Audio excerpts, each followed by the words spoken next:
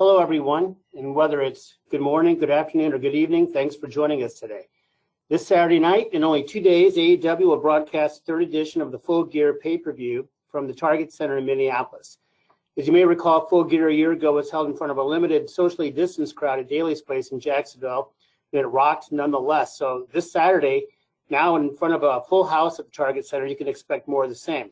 In fact, Full Gear will mark one of the biggest shows of 2021 with 3 AEW championship belts on the line.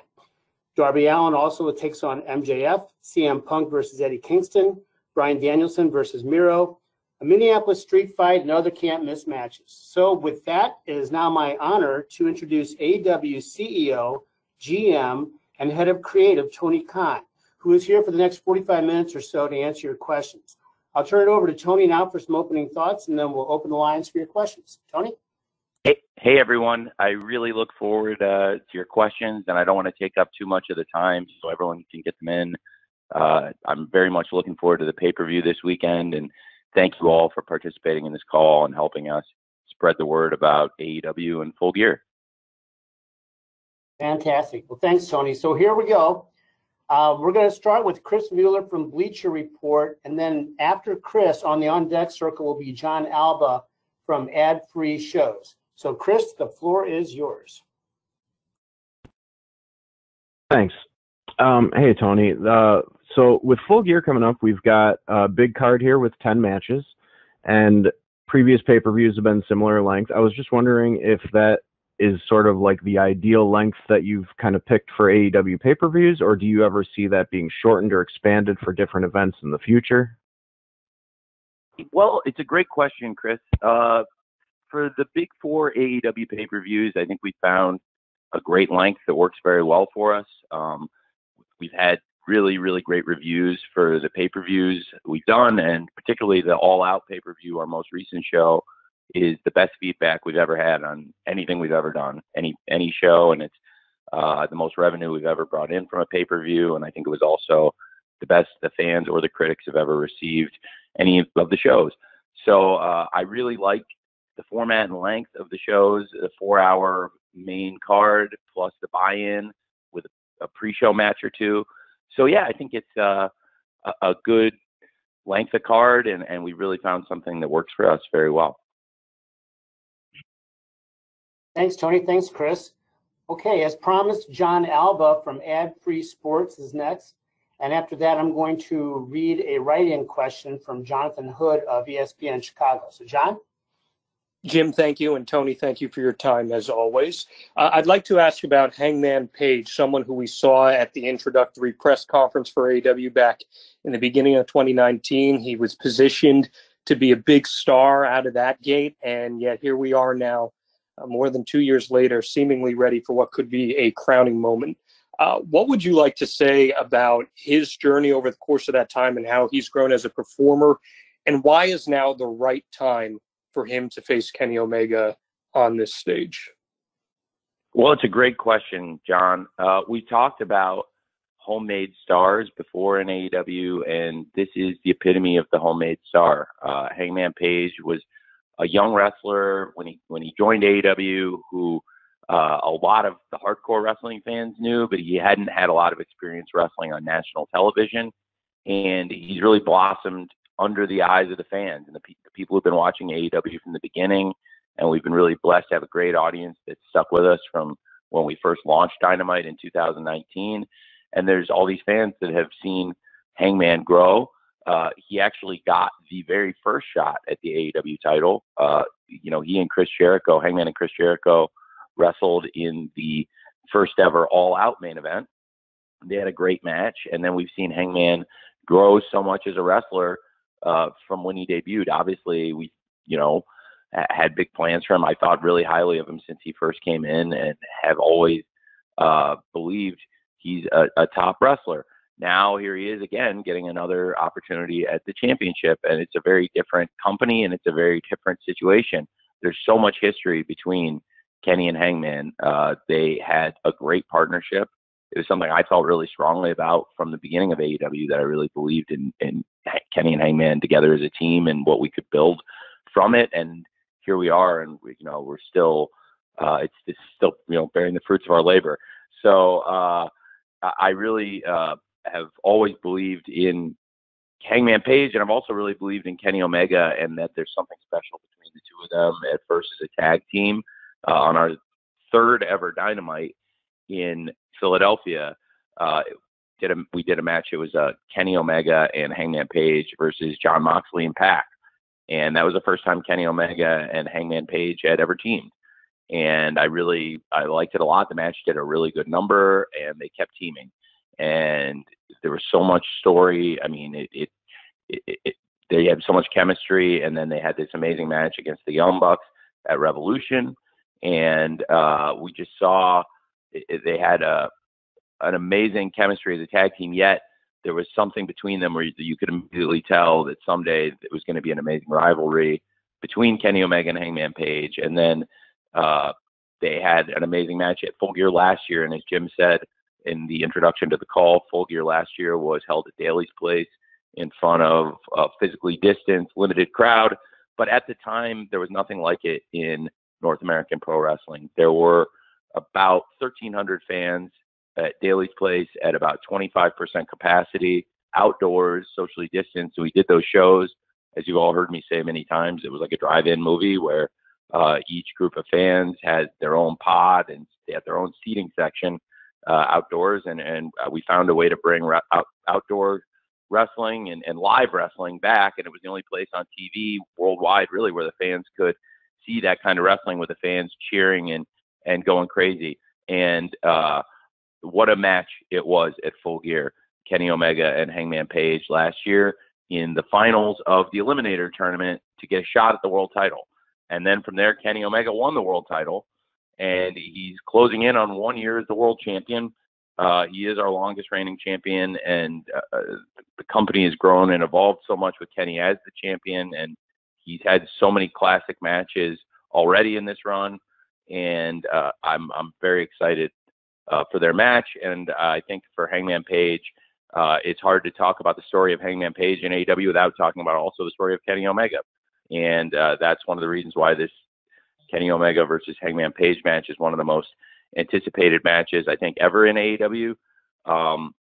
The character of Hangman Page, I think the fans have grown to love him more. On January 1st, 2020, we saw kind of a more vulnerable side of the Hangman character for the first time.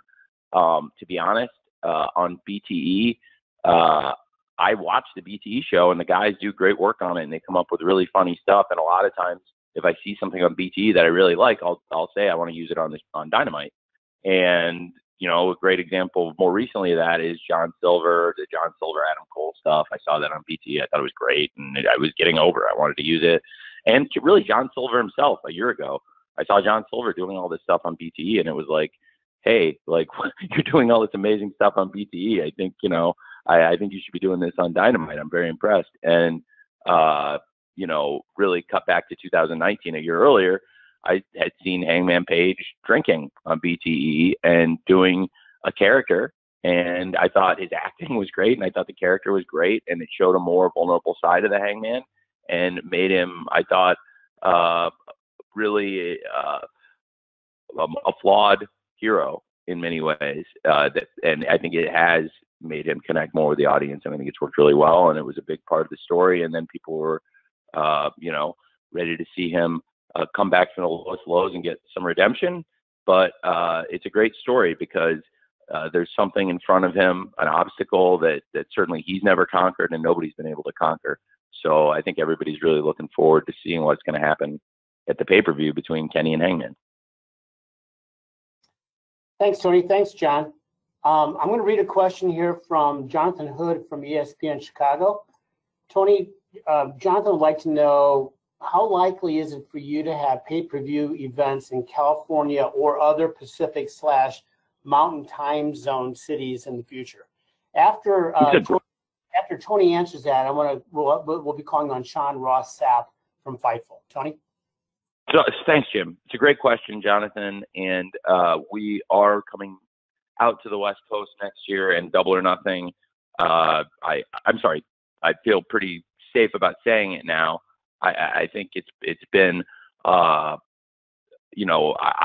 it's been difficult not being able to travel as much as we would have liked. And right now in 2021, we're making up a lot of dates that were shows we had scheduled in 2020 and had never done. Like in April 2020, our whole slate got canceled at the beginning of the pandemic outbreak, and it was a run of shows we had of Milwaukee, St. Louis, Boston, Philadelphia, and Houston, and all 5 of those shows we just did very recently here in the past couple months. So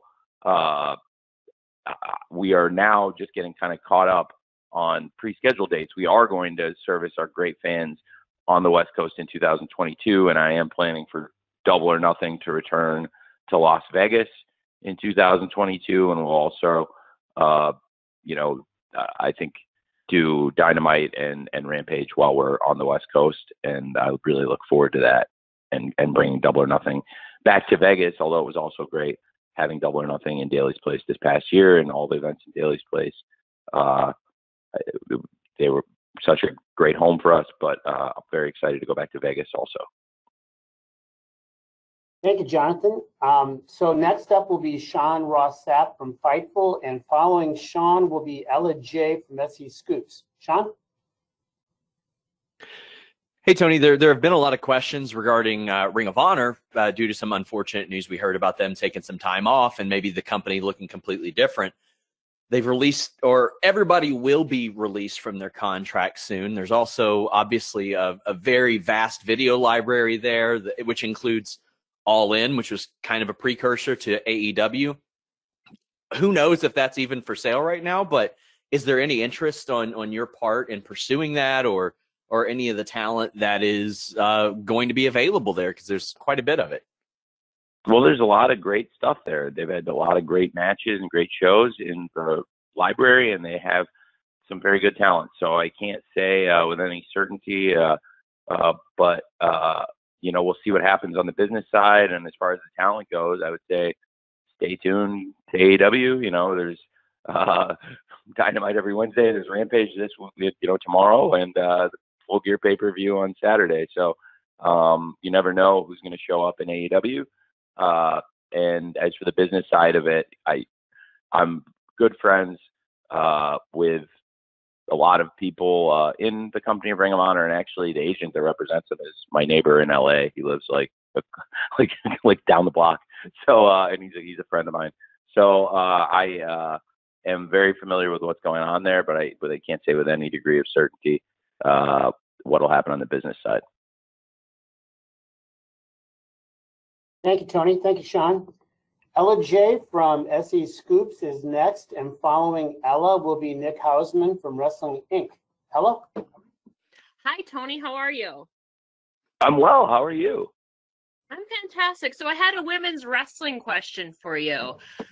Great. So obviously the bar, I think, has been really raised this year with a lot of all-women shows and main events taking place.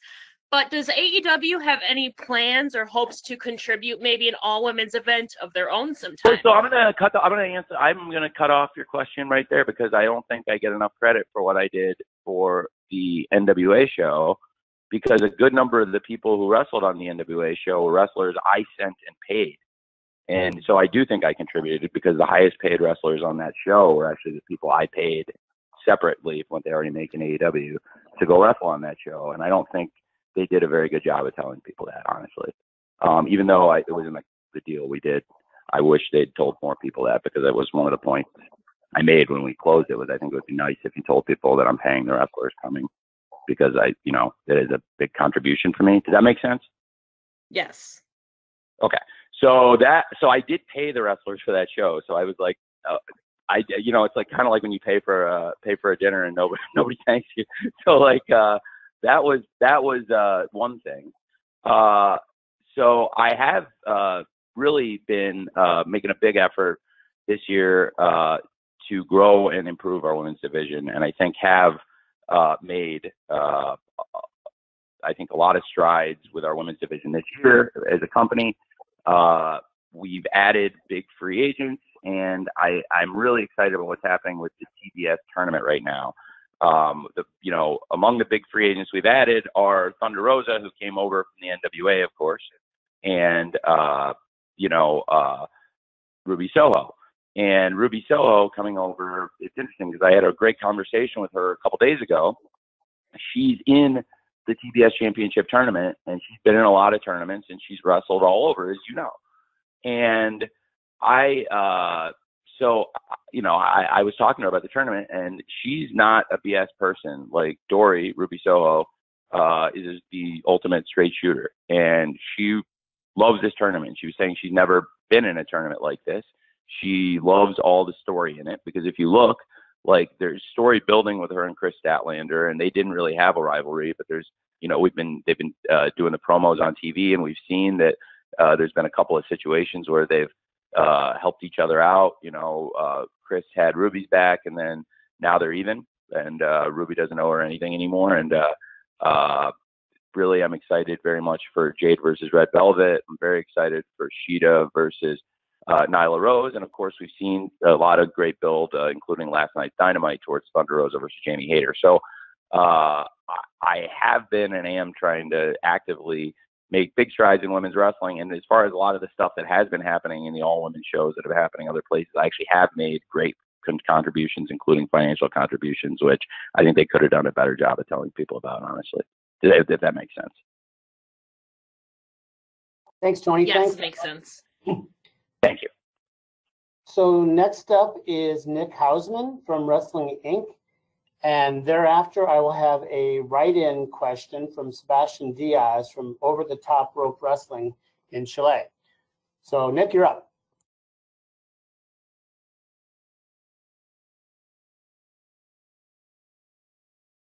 Tony, can you hear me? Hey. Tony? Hey, can you hear me? I can hear you great. Okay, sorry. I had myself No, double. you're good, Nick. Okay, wonderful. Hi, Tony. Thank you very much for the time. I kind of want to follow up on something I'm sure you get a lot of questions about. But, earlier when you were asked about Bray Wyatt, he was still under 90-day non-compete. Obviously, that expired like a week and a half ago. I guess on behalf of a lot of fans, I know he's interested in the movie business right now. But have you had any contact, or has your interest level changed in bringing Bray Wyatt, into AEW? No, I like Wyndham a lot. We'll see what happens. I haven't talked to him about it ever, about him coming to AEW.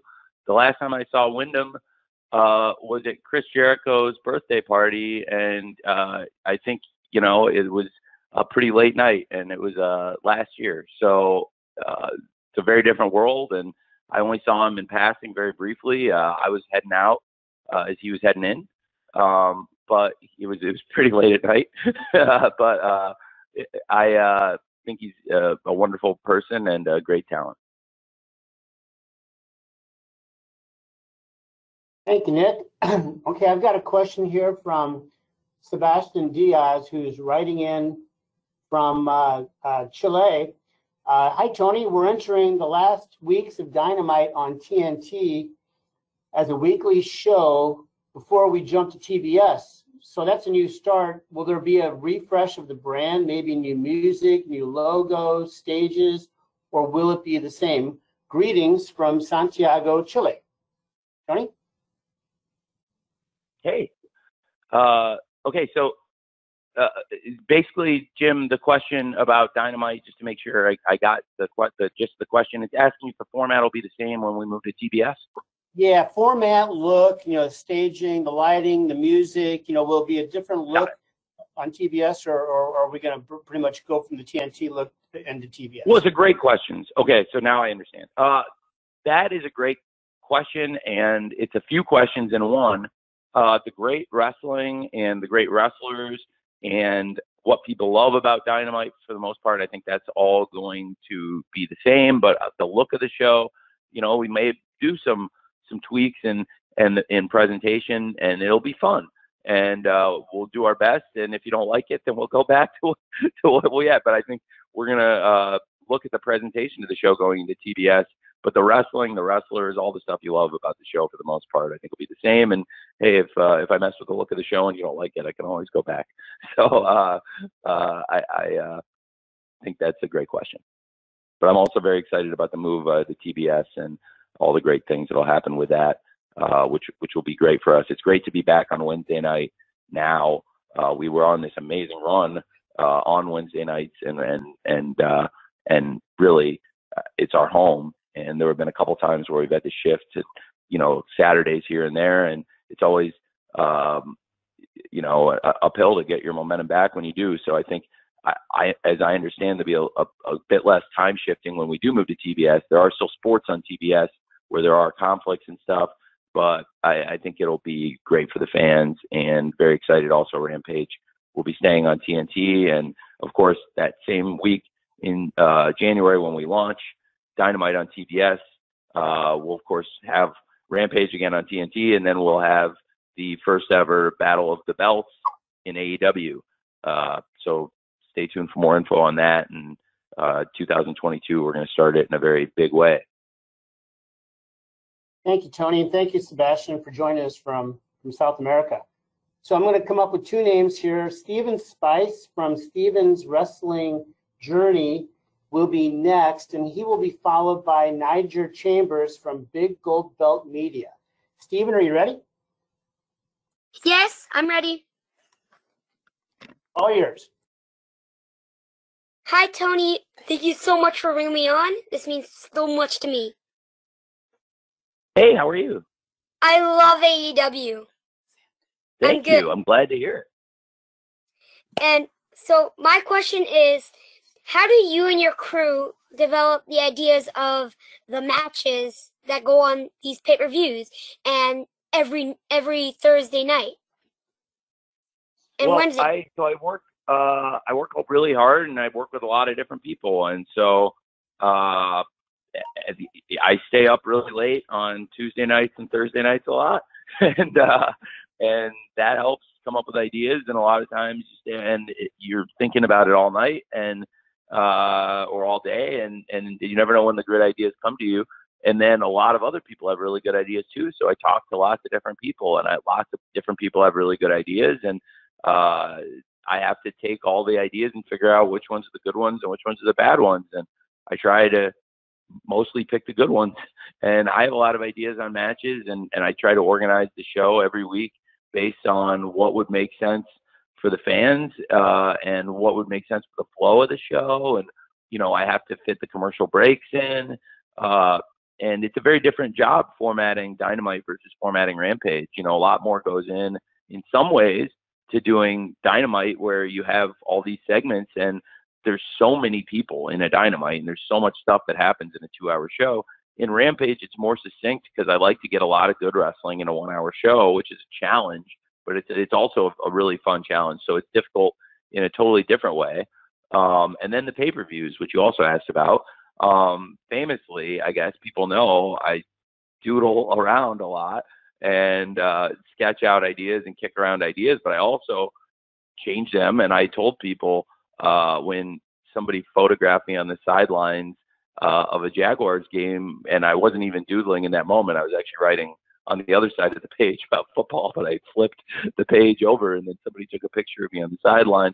And but as you can see, what I was doodling, I had a lot of second thoughts. I changed a lot of stuff, a lot of new ideas that made sense came into fruition, and frankly, a lot of circumstances changed. So that's how it is, and it's a great question. And sometimes you have all week to think about it, and there's other times, like in the pandemic, where somebody isn't able to come to work, or they have symptoms, or you're waiting for them to get a test back, or you don't want to take a chance, or there's travel. There were a ton of travel issues, and at the beginning of the pandemic, the bigger issue was a lot of people weren't really comfortable traveling, which I totally understood, and it told everybody. I think, as Tony Schiavone reiterated this week, told everybody at the beginning of the pandemic, everybody can stay home if they want. We're just going to run with volunteers to keep the show going, because the show is what the money I bring in, which I use to pay everybody.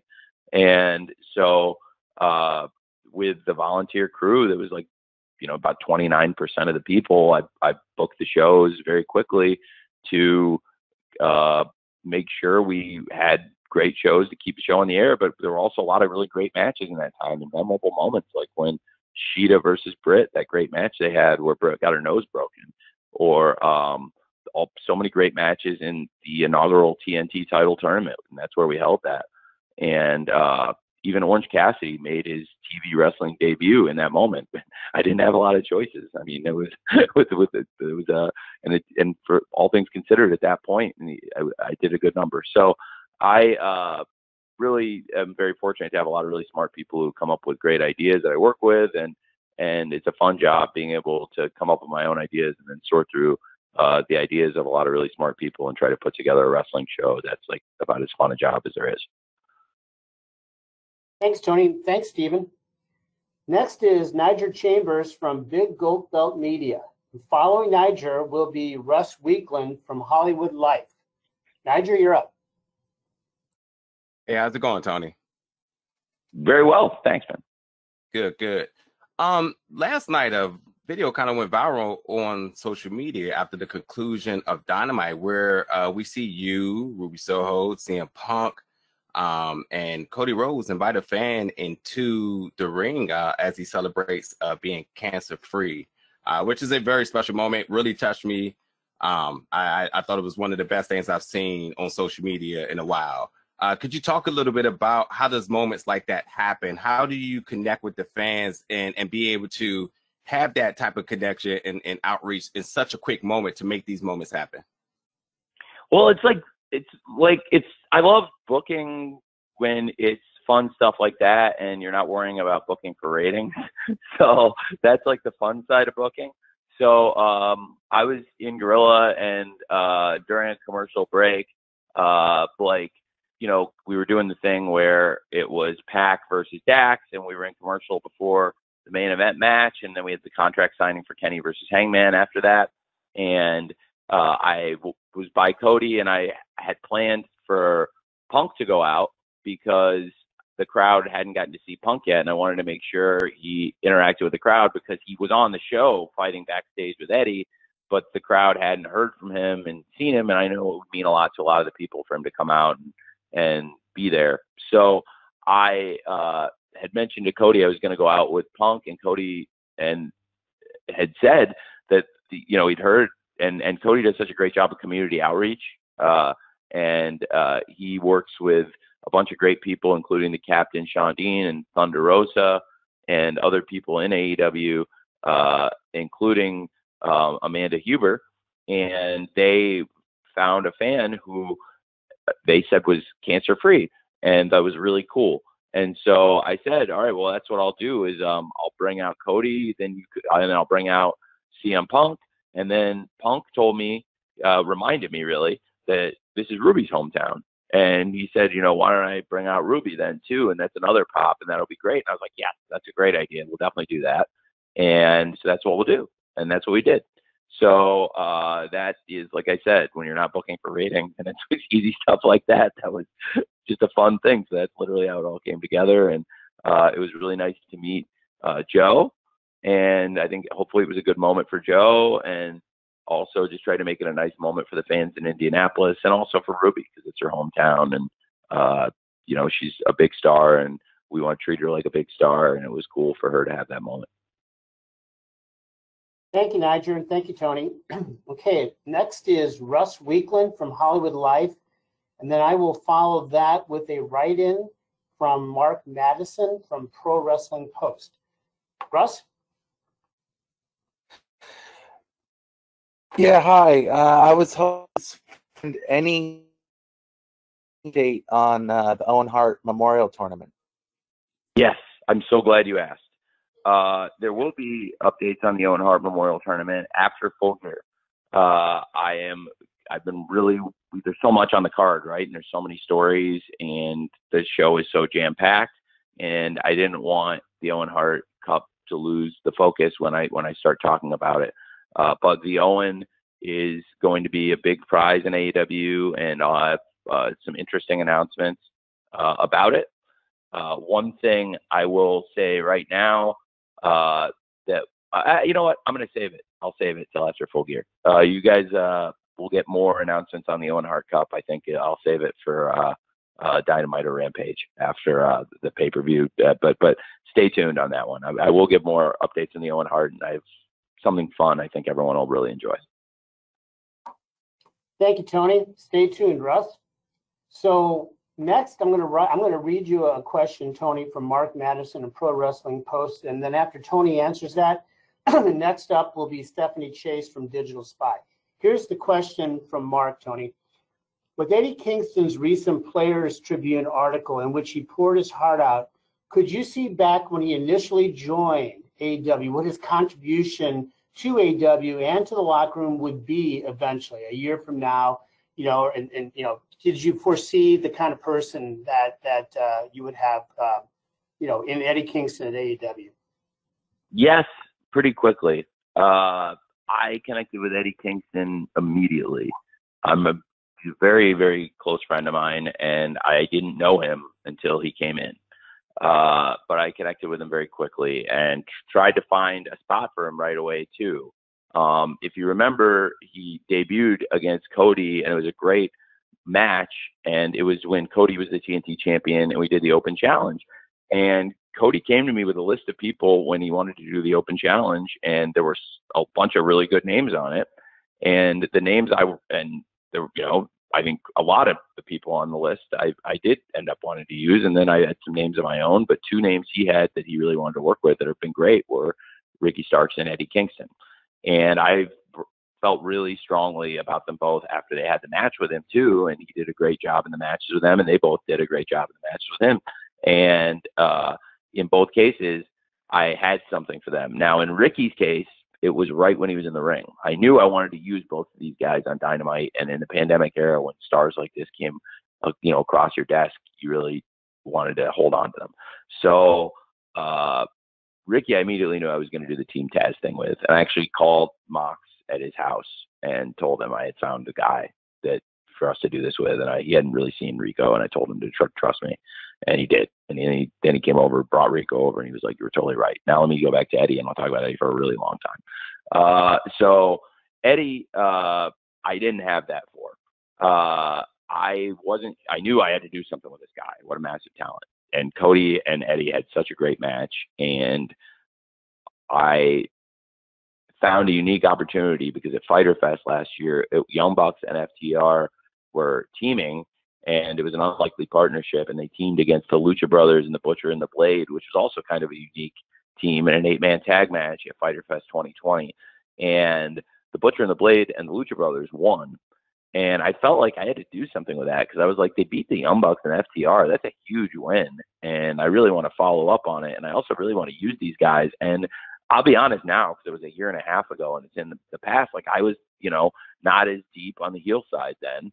And I really wanted to make a go with these guys. And I decided to bring Eddie back as their wrestler and as a manager. And Eddie's a huge fan of Hot Stuff Eddie Gilbert, and I'm a huge fan of Hot Stuff Eddie Gilbert, a huge fan. And he's an inspiration to Eddie. And I told Eddie, this is your chance to kind of be the Hot Stuff Eddie Gilbert of this stable. You're a wrestler and you're a manager, and you'll be the manager for these guys who do a lot of the talking.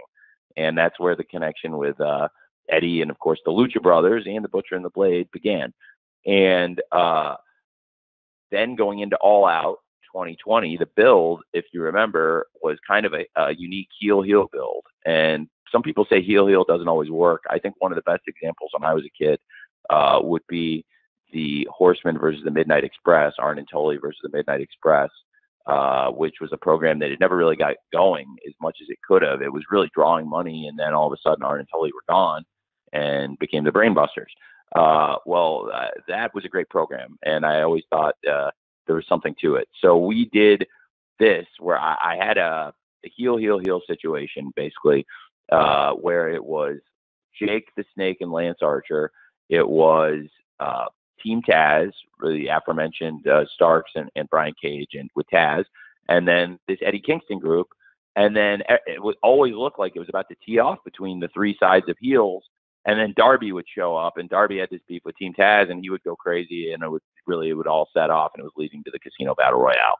Well, I felt really strong, and Eddie had just gotten to the company, and I had the last two guys out there be Lance Archer and Eddie Kingston, and it was this disputed finish in the end, which wasn't even exactly the way Eddie went through the ropes, wasn't even exactly how we originally laid it out, but it actually worked out even better. And I had earmarked Eddie to wrestle Jon Moxley, and that's why I wanted him to be out there and be him and Lance to be the last two guys, because they were the two guys I saw as great opponents for John. And then Lance, of course, as he said, he was like, you never expected anything to happen. We were all being very careful in a bubble, and then he went to the veterinarian, and next thing you knew, he had COVID. And it worked out well because Lance and John Moxley eventually got to do their matches, and that built a great rivalry, including the Texas Death Match. But in the moment, it was Eddie's time, and Eddie had this great match with John Moxley, and it really built something great. And then they had a real rivalry, and we were able to do, a pay-per-view story building to Full Gear last year. And John Moxley versus Eddie Kingston was the main event of Full Gear last year for the world title. And Eddie Kingston's been a huge part of the company. Now, so that's the yes to your question. And now to the no, I mean, Eddie's, I knew the hardcore fans loved Eddie, and I also had seen that he'd crossed over to a mainstream audience, and this was a person you could push on national television to the main event wrestler. But I don't want to undersell how far he's come in the past year or two, and also how far he's come outside of the ring, because I knew Eddie had some struggles, but getting to know him more in the past year, I've learned more and more about it and how far he's come. And the people who knew him before I did tell me, like, you wouldn't believe how far Eddie's come, like, if you knew him back then. So yes and no, but as a wrestler, really, since he got here, I've always believed in him, and I'm not surprised at all how well he's done. And I absolutely believed in him to put him in, on a pay-per-view in such a critical position in one of the biggest matches of the year, Eddie Kingston versus CM Punk. Thanks, Tony. Thanks for the write-in question there, Mark. Stephanie Chase from Digital Spy is next, and Stephanie will be followed by Jim Barcelone from the Miami Herald. Steph? Hi, Tony. How are you? Great. How are you? I'm great, thanks. I wanted to ask you about the Inner Circle versus American Top Team feud and Full Gear match. What made you choose the Inner Circle for this position to go against American Top Team? And laying out the feud and the matches we've seen so far, how have you found balancing the idea of protecting the AEW guys versus outsiders when, in this case, the outsiders are legit MMA fighters? And if I can sneak in another one, Paige Vanzant has been so great. Have you spoken to her at all about eventually wrestling? That's a few great questions. And, well, the way I came up with it was being good friends with Dan Lambert. Again, through the pandemic, Dan came and visited and was at the shows, and is a big wrestling fan. He's a big fan of old school wrestling, as he's made very clear. And he's also a big fan of modern wrestling, and he's a really intelligent person. And he had in his stable an American Top Team in his camp. He's got some of the best fighters in the world. And the idea for Inner Circle to be their opponents, I had gone to Chris and I told him, I think there's something really here, and maybe I'm crazy, but Chris totally agreed. And it's funny because I've seen all these arenas with all this heat, and now looking back on it, it's amazing how far it's come. And we've been at Arthur Ashe Stadium and big arenas across the country, and wherever we go, Dan gets insane heat, and the American Top Team get booed, and people love Chris Jericho in the Inner Circle. So it's I think it's a great pairing, and it's produced some of the loudest reactions from the fans we've heard in a long time. And I think people are having a lot of fun with it.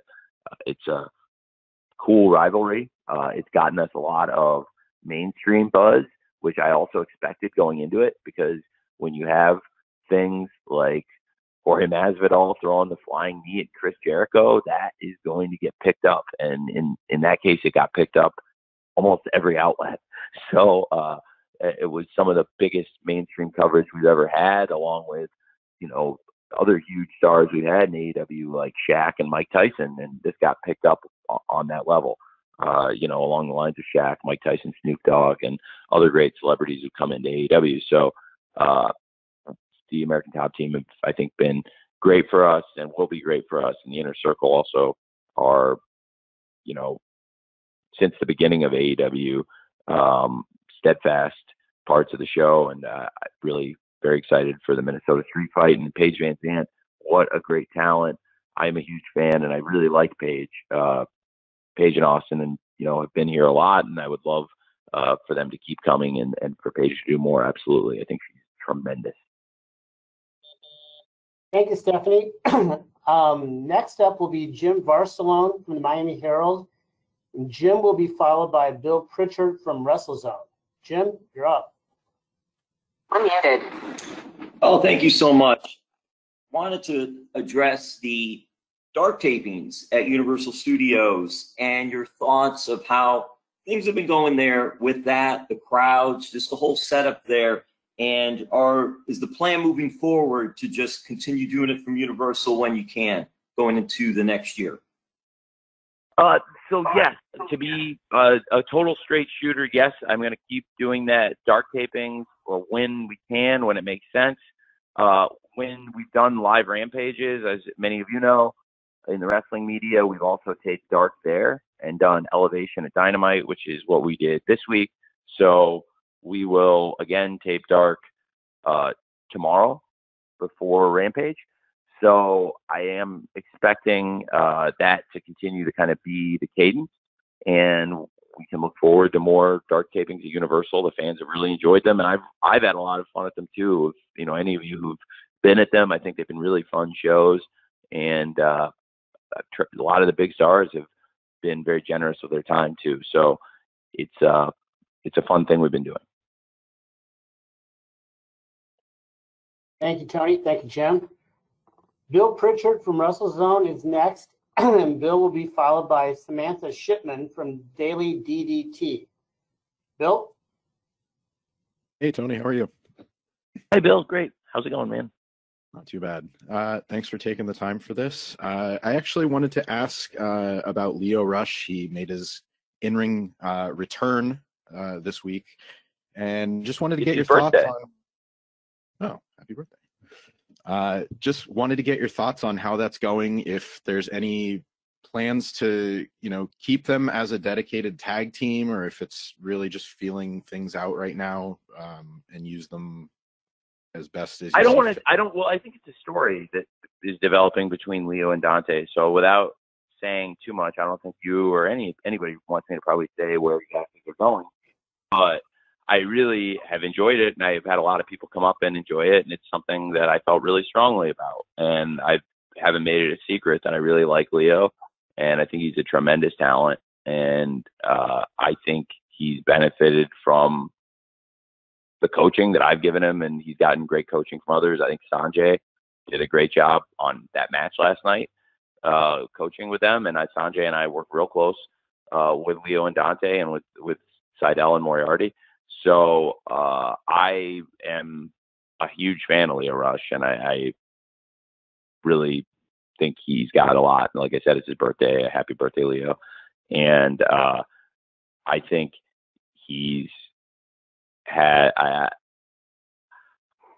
I'll choose my words carefully here. When Lio retired from wrestling, he came in, he did one show for us, he retired from wrestling, and I actively recruited him to come back and thought it would make a lot of sense for Lio at his young age, once he got over the injury, to just trust me and like let's give this a shot, because I think he'd had a tough go other places, and he was mentally, it seemed, really burned out on the wrestling business, and he's done other things. He's a great athlete, but he's also got a great personality, and he's been on MTV The Challenge, which is a big show. And but if he's not wrestling, I think he's not using great talents that he has. And so I'm glad people got to see that last night. He had debuted in the Casino Battle Royale at Double or Nothing, but then we had never seen him wrestle on TV or in an actual sanctioned match. So I was really pleased with how it turned out. And for the live crowd, I went back out with Lio and Dante when we were in break and raised their hands for the crowd, because I thought they did that well. So it was very good. Okay, thanks, Tony. So next is going to be Samantha Shipman from the Daily DDT. Then I'm going to take a question from a write-in, then we'll spin the wheel to see what the final question of the day is. So Samantha, you're up. Hello. Hi. How are you, Tony? I'm doing great. Thanks, Samantha. Good. I have two questions for you, but we'll start with the first one because I think that might be a little bit more of what everybody's going to be listening for. So we've seen last night, we saw Best Friends join Chaos. Kenta has put it out there that he wants to GTS Punk. We've seen Kenta in AEW. We've seen Rocky Romero. We've seen Suzuki. We've seen Nagata. So what is the relationship with New Japan like heading into 2022? And is that something where we could potentially see AEW wrestlers going into things like Wrestle Kingdom and New Year Dash, or even later in the year, maybe in the G1? Or what is that kind of looking like with that relationship right now? Okay, and what's your second question? My second question is completely different from that. It is actually about the women's division. And we see that we have. I can, Jim, it's fine. Is it okay if I answer that one and then go back to our other question, just so I don't? Absolutely. Okay, great. Well, so first of all, okay, it's a great relationship. I really enjoy working with New Japan. It's changed a lot since AEW started, because when AEW first started off, I think they were pretty pissed off with me, and then as wrestling went on, I think they saw that like I wasn't really trying to stop them from doing anything, and I actually made a lot of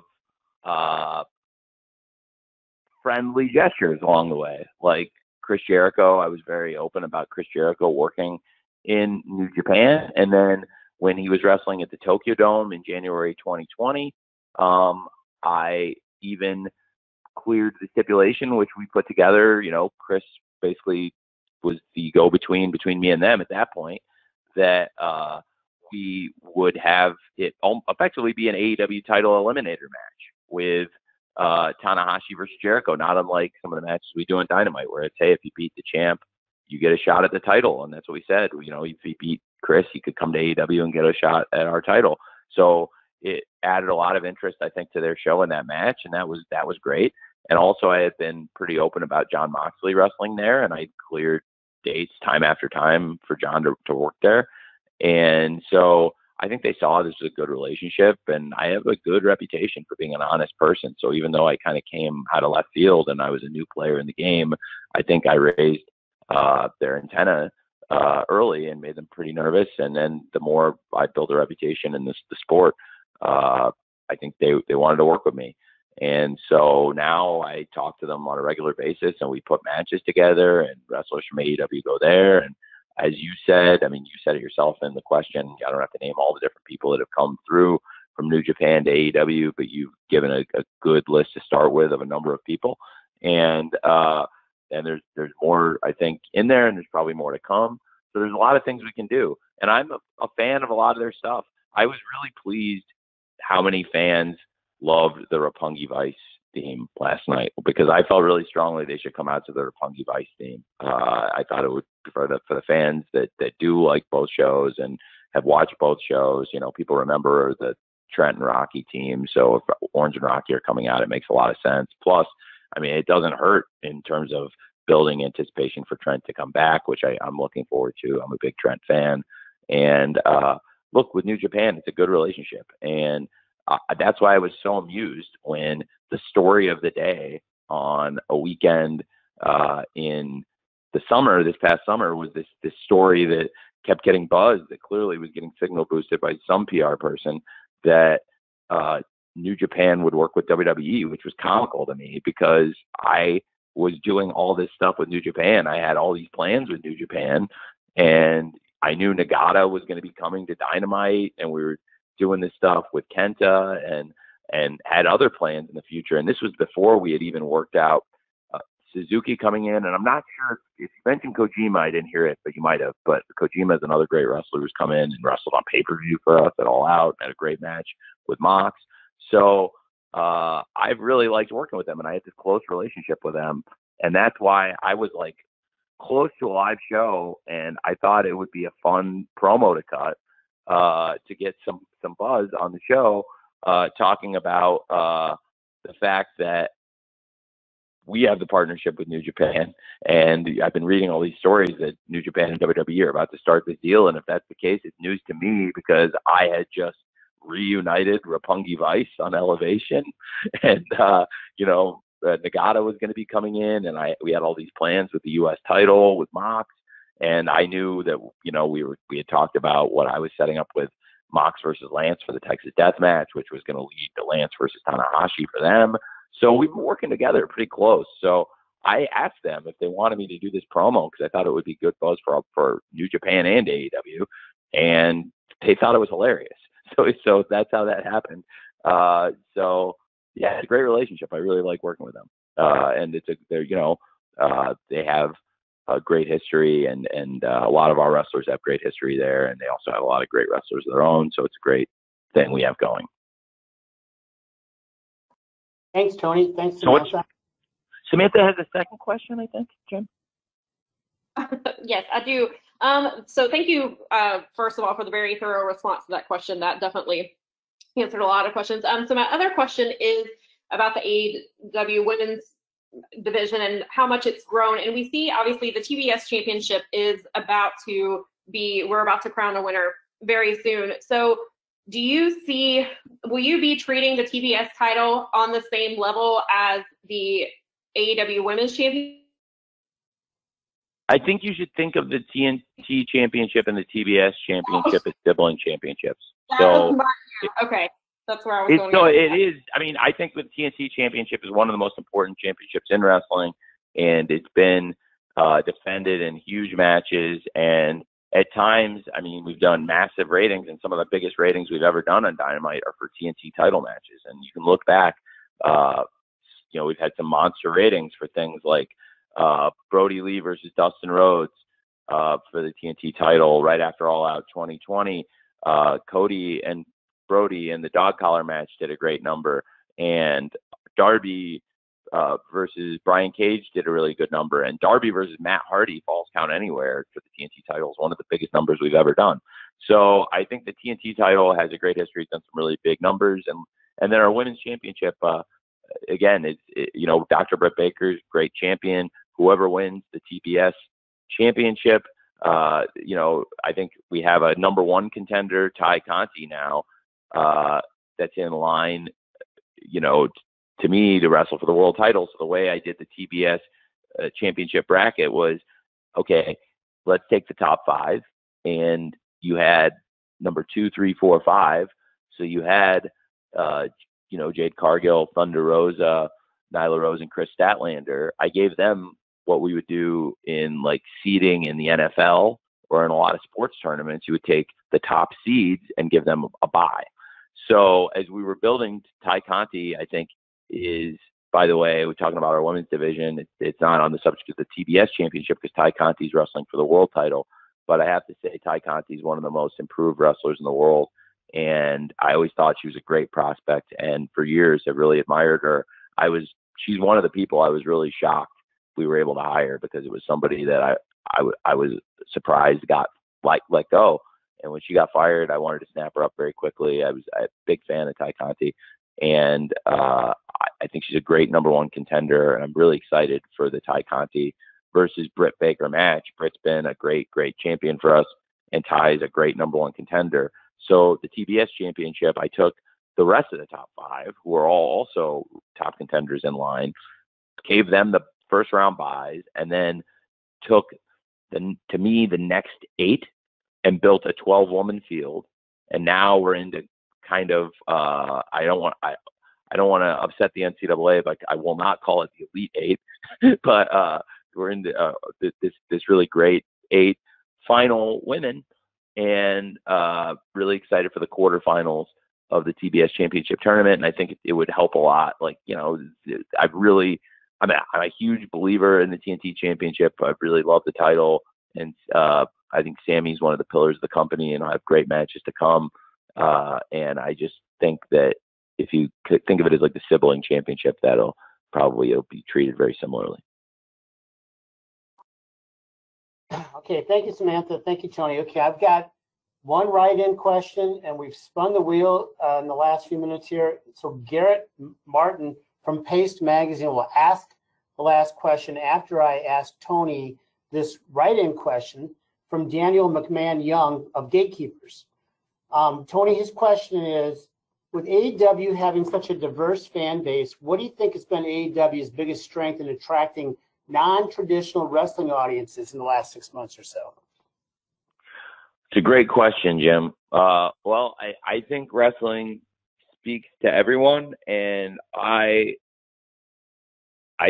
don't think you have to be great at sports, but you can be. And I think like wrestling brings lots of people together, because when I was a kid, like wrestling was kind of the intersection of, and I'm just speaking from my own experiences as a kid and as a fan before I was like a wrestling promoter, booker, or executive.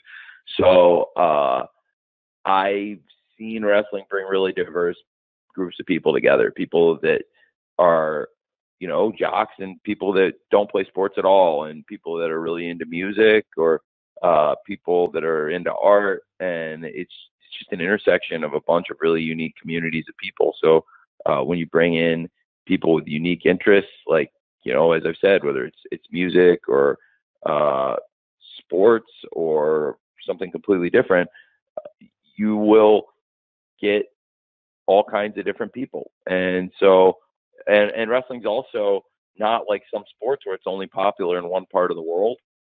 Wrestling's big in a lot of countries, you know, where some sports that we watch on TV or that are big on TV and do good ratings in America, for example, you know, they may not be as popular as wrestling in a lot of these other countries. So wrestling, it's big all over the world, and I think it just speaks to a really diverse group of people. And AEW now has gotten great penetration, and as we go into our third Full Gear pay-per-view and we go into our final pay-per-view of this 2021, it's really our first chance we've had to show off this new roster of wrestlers. And I'm very excited about it because we have all these big stars we've signed, you know, CM Punk, Adam Cole, Bryan Danielson, Ruby Soho, and many others in the company, and the company's really grown, and I'm really just very excited because coming out of Full Gear, I think people will see more so than ever, you know, looking back at where we were a year ago, how far the company's grown. And to your question, because it's a great question. I think also, you know, trying to add AEW in more countries, trying to expand our TV. You know, we've got Dynamite on a lot of places now, getting Rampage on more places, and making our pay-per-views available on different countries on different platforms. I think we can continue to grow the audience worldwide, which will help us make an even more diverse fan base. Thank you, Tony. Okay, we're going to call on Garrett Martin from Pace Magazine. And Garrett, you're up. And after Tony's response, then we'll wrap this up. Garrett? Cool. Hey, Tony. Thanks for talking. So let's circle back to Full Gear for this last question. I know a lot of people, they're expecting something like a coronation for Hangman this weekend. Now, how did his paternity leave impact the timing of that and your plans? And how different would the last 2 months of the main event scene have been if he hadn't taken that time off?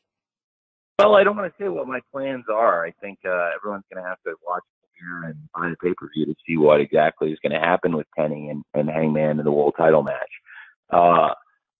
I have looked forward to doing Hangman versus Kenny for a long time. Him taking time off absolutely impacted the main event scene because Hangman Page was one of the top contenders and is one of the key wrestlers in the company.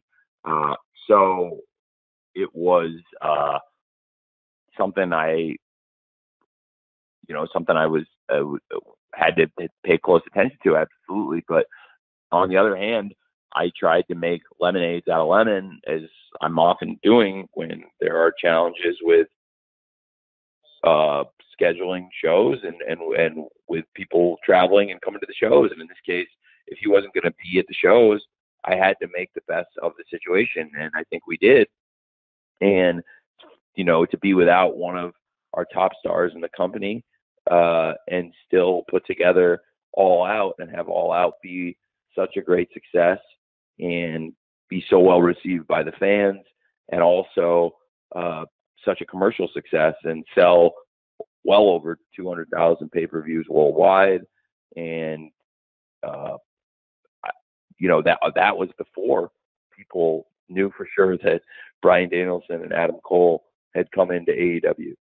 And now that we've got this amazing roster of people here, it's pretty amazing to me how far we've come.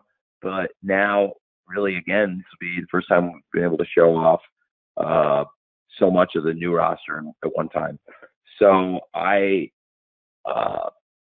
would say it wasn't exactly what I'd originally expected when he wasn't available around All Out, but I also try to make the best of it. And it's great to have Hangman back now, and I'm really looking forward to Kenny versus Hangman for the world title. Thanks, Garrett. And Tony, thanks for the extra time today. That was very nice of you, and really thanks to everyone. We're now officially at the end of our time. So per our custom, we're going to be distributing an audio recording to all attendees here shortly. And so finally, if you're in Minneapolis this weekend, we do look forward to seeing you at the Target Center, and especially for our traditional media sessions with Tony and other AEW talent at the conclusion of the event. No matter where you are today or on Saturday night, on behalf of Tony and everyone at AEW, we thank you for spending the last hour or so with us. We, as always, do not take your interest for granted and appreciate all you do. So we look forward to joining us Full Gear on Saturday night. Best wishes, everyone. Thanks, Tony. Thank you. See you guys. Thank you very much.